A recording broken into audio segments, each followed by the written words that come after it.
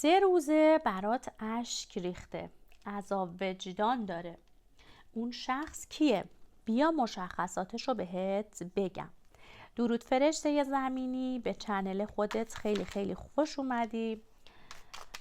دوست عزیزم، قبل از هر چیز چنل رو سابسکرایب کن، چرا که کارت های ماتیلدا تنها جواب کسانی رو میده که چنل رو سابسکرایب دارن. با من همراه و همسو باش، لایک رو بزن و کد قدرتمند و کیهانی 369 رو کامنت کن، انشالله که این کارت ها به درستی جواب شما رو بدن. بریم ببینیم که کیه که برات اشک ریخته و ناراحتته. بریم حال و هوای این شخص رو ببینیم چیه، داره چی کار میکنه، توی چه حال و هواییه، توی چه فکریه، چه فکری در مورد شما میکنه و کلا زندگیش رو بررسی کنیم.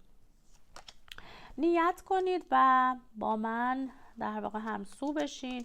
اسم کیس احساسیتون رو 3 بار تکرار بکنید. من از 2 دسته دک تاروت استفاده می کنم. یه مقداری بتونیم از همه انرژی ها استفاده کنیم. خب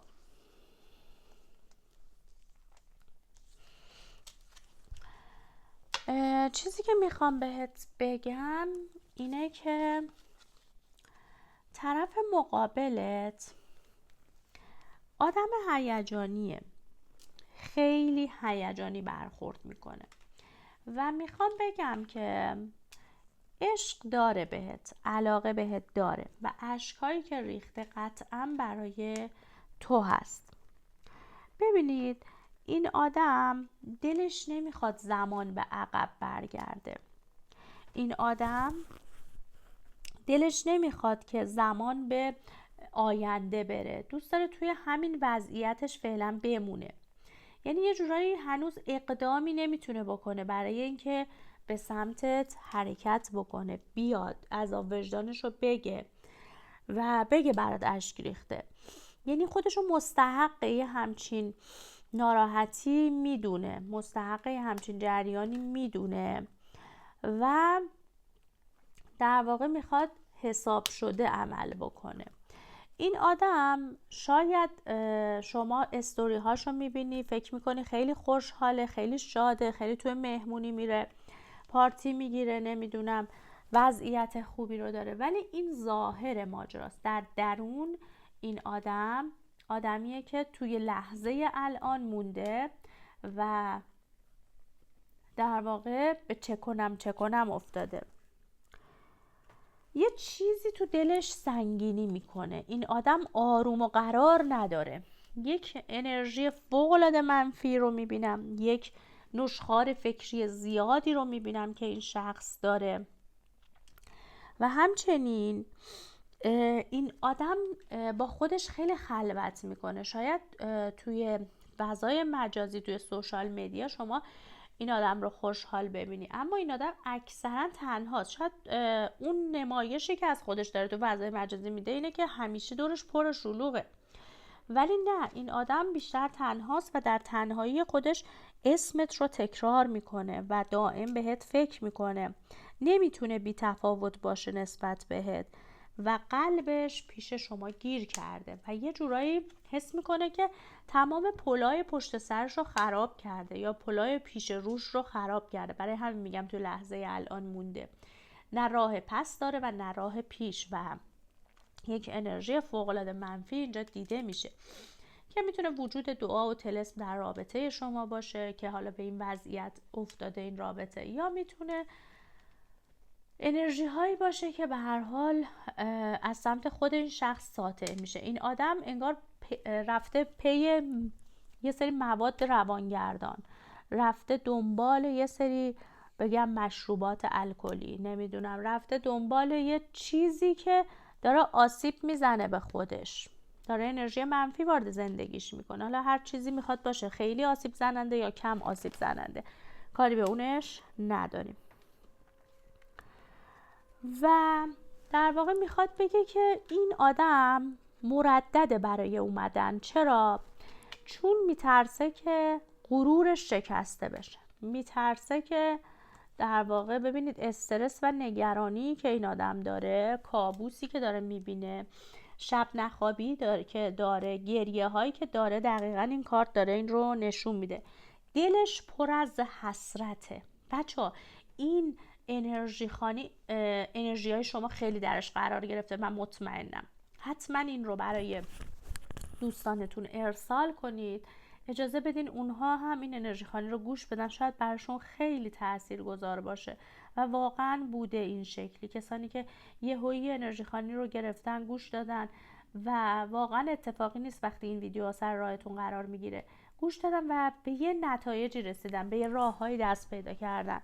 ببینید آدم دلش پر حسرته، پر نگرانیه، پر ناراحتیه. این آدم شب خواب درستی نداره، ولی داره نشون میده آدمیه که اوکی هست. و این آدم غمگینیه، انگار هر چیزی خوشحالش نمیکنه. هرچی بیشتر میگذره بیشتر من نگران میبینمش، بیشتر استرسی میبینمش. جلوی بقیه تظاهر به شادی میکنه، تو سوشال مدیا تظاهر به شادی میکنه، اما این آدم غرق در افکار منفیه، غرق در فکرهای مزاحمه و در واقع شرایط نامطلوب رو داریم اینجا میبینیم. و باز میخوام بگم که این آدم همه چیز رو تموم شده میبینه، کات شما رو تموم شده میبینه، برای همین داره گریه میکنه. و گفتم جلوی دیگران میخواد خودش رو خوشحال نشون بده، خودش رو شاد نشون بده، اما این آدم انتظار میکشه، منتظر یه نشونه از سمتته، یه پیام، یک آهنگ مشترک، یک موسیقی. و این نشانه‌ای که از تو داره برای اینه که میخواد در واقع شروع کنه، میخواد آشتی کنه و میگه که دلش برای خنده ها تنگ شده، دلش برای اون شادی ها و خوشحالی هایی که با هم داشتید تنگ شده و میخواد در واقع بگه که این آدم خیلی خودش رو سرزنش میکنه، انگار هیچ چیزی خوشحالش نمیکنه. و اینجا ببینید داره حسرت میخوره، حسرت حرفایی که بهت نزده. یه سری حرفا اینجا بوده که زده نشده، حسرت روزهایی که باید با تو میبوده و الان نیست با تو. این از انرژی الان این شخص. بریم ببینیم که حرف دلش به شما چیه. این آدمی که مردد مونده برای بازگشت به سمت شما. بریم ببینیم که حرف دلش به شما چی هست.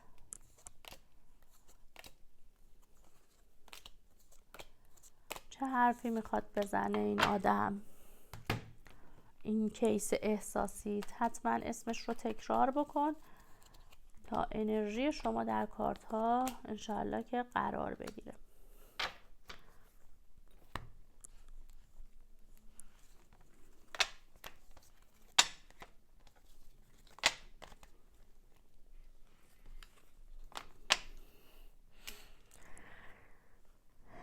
خب میخواد بگه که یه چیزایی ته دلش مونده که بهت بگه، یه حرفهای نگفته‌ای، یه خبرهایی، یه پیامهایی رو داره که هنوز بهت نگفته. میدونه که مقصره، میدونه که عامل بحث و درگیری و جر و بحثه و هیچ وقت کوتاه نیومده، اما این آدمیه که عشقش واقعیه، یه دوست داشتن اینجا به هر حال وجود داره و به خاطر این دوست داشتنش میخواد حرف دلش رو بهت بزنه. ببینین آدم مونده بین غرورش و شما و یه جایی میترسه غرورش جریحه دار بشه، یه جایی میترسه شما رو از دست بده، اصلا نمیدونه چی کار بکنه و یه جایی میترسه در واقع پنهانکاری هاش لو بره. و باز آدمی که جرأت نداره حرفاشو بزنه، آدمی که جرأت نداره اعتراف کنه، آدمی که باز اشک ریختنش رو نشون میده و هر جایی که میره به یاد شما میفته و اینکه همیشه شما در ذهنش حضور داری، حتی الان که کات شده هستی، حتی الان که رابطه سرد شده هستی. باز داره از پیام‌های طرف مقابل میگه که دوست داره این پیام‌ها رو بهت برسونه هر چه سریعتر. چیزایی که گفته و نگفته، حرف‌هایی که در واقع حتی میتونه ناراحت کننده باشه، دوست داره بهت بگه. و اینکه میخواد قدم جدی رو به سمتت برداره، میخواد که از اون ناملایمتی ها و ناراحتی ها فاصله بگیره. میگه من هر جا میرم، مسافرتم میرم، به یاد تو هستم، نمیتونم فکر تو رو از ذهنم بیرون کنم. و میخواد بگه که خب اگر اینجوریه، دلیلش اینه که تو برای من اهمیت داری، اهمیت ویژه‌ای داری و در واقع هیچ چیزی دیگه این آدم رو خوشحال نمیکنه. اگر خوشحالی دیدین پوچه.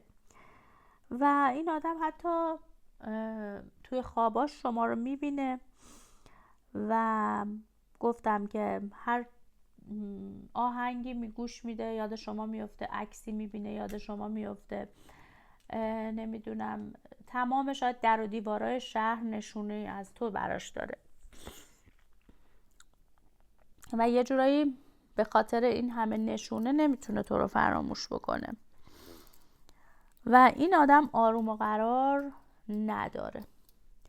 حالا ببینیم که این شخص چیکار میکنه، چه قدمی برمیداره.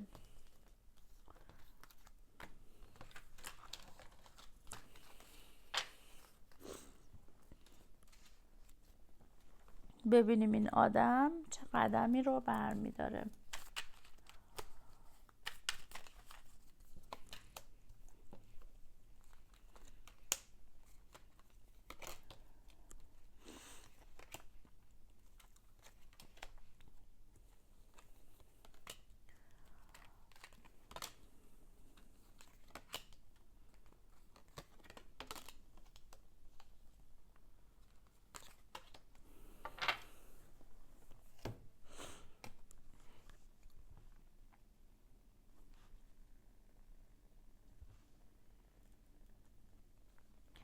آدمی که سخت پشیمونه، آدمی که حس میکنه یک فرصت بزرگ رو از دست داده و آدمی که سخت نگرانه، در استرس و اضطراب به سر میبره. بهتون گفتم حسرت بزرگی رو داره و الان این آدم حسش اینه، الان توی همچین حال و هواییه. میخوایم ببینیم که چه قدمی برمیداره.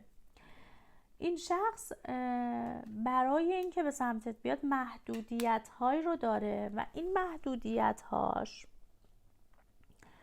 در واقع شاید برداشته نشه، محدودیت های کاری مالی رو داره، اما داره میگه که منتظر معجزه است که محدودیت ها برداشته بشه و به نظر میرسه با توجه به کارت ها این محدودیت ها برداشته میشن، به خصوص تا خرداد ماه، تا وعده 3.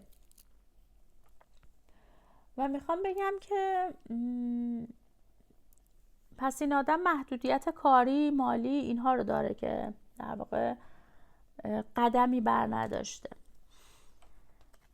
و اینکه یه آدم شاید سپاسگزاری نیست، یه آدم شاکری نیست، آدمیه که دائم غر میزنه، دائم به فکر نداشته هاش هست و به داشته های خودش فکر نمیکنه.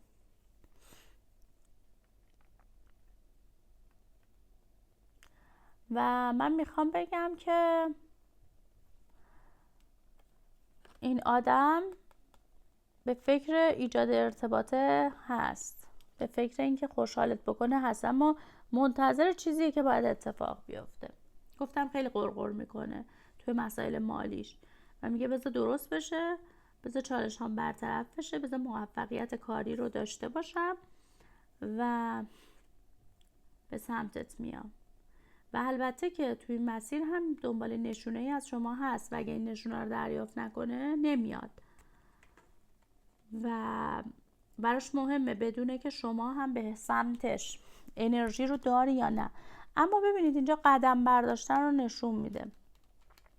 وعده 3 مشکلاتش تموم میشه، وعده 6 به سمتت قدم جدی رو برمیداره و این قدم برداشتن بستگی به شرایط شما هم داره. حالا آیا شما این اگه اومد جلو یا اگه خودت یه فیدبکی دادی، یه پیامی دادی، پیام غیر مستقیمی دادی، آیا این آدم ارزشش رو داره میگه که محدودیت هایی که این شخص داشته بابت کات شما شده، بابت جدا شدن شما شده، اما میگه که گذشته رو فراموش بکن، یک مسیر و یه سرنوشت پایداری رو باش میتونی داشته باشی و این شخص میتونه یک پارتنری باشه که از گذشته به سمتت برمیگرده و عشق و علاقش رو بهت ابراز میکنه و مثبت برای اینکه در واقع پذیرشش کنی و قبولش کنی که به سمتت بیاد. و مشخصاتی که از این شخص میتونم بهت بدم برای اینکه یه مقداری حالا ببینی که به شما میخوره یا نه و اگر مشخصات بهتون خورد به من بگین. میتونم بگم که یه شخصیتی که خونه یا ماشین از خودش داره، یه از نظر مالی یه مقداری جمع و جور اوکی، متولد اردیبهشت شهریور دی میتونه باشه و آدمیه که یه حالت افسردگی هم داره، حالت ناراحتی داره، کم صحبت میکنه، صورت پر و درشتی رو داره، چشم و ابروی تقریبا قهوه‌ای خرمایی رو داره، موهای کوتاهی رو داره، حالا خرمایی قهوه‌ای اینها. و در واقع این آدمیه که با شما حدود 5 سال سابق فاصله سنی، حالا بزرگتر یا کوچکتر داره و حروف اسمی میم، ر، ی و دال رو میتونه داشته باشه در اسمش یا در فامیلیش. براتون یک تکنیت بگیرم. قبل از اینکه این تکنیت رو به شما بگم یه ویدیو معرفی میکنم، ویدیویی که اشاره داره به اینکه یک پیشگویی قدرتمند براتون انجام میدم و این پیشگویی قدرتمند در مورد مسائل سال 1404 هست. حتما ببینیدش، عالیه. خب یه تکنیت هم براتون بگیرم و دیگه تمام. نیت کنید عزیزان، توی کامنت ها بنویسید نیت کردم که براتون در واقع این انرژیتون اینجا قرار بگیره، براتون در واقع بهتر یا بگم درست‌تر، واقعی‌تر در بیاد.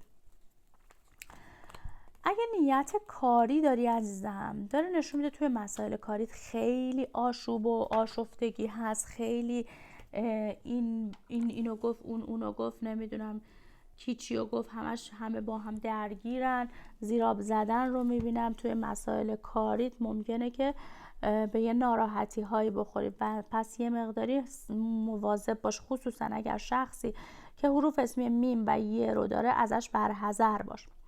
در مورد مسائل مسافرتی در وعده 9 که میتونه ساعت 9 باشه، 9 روز دیگه باشه، برات مسافرت رو میبینم، یه مسافرت زیارتی برات افتاده. در مورد مسائل ازدواجی اگر نیت داری ازدواج برات افتاده، ولی اگر هم نظر و نیازی روی این ازدواج داشتی، شم تراپی داشتی، قطعا بهش میرسی.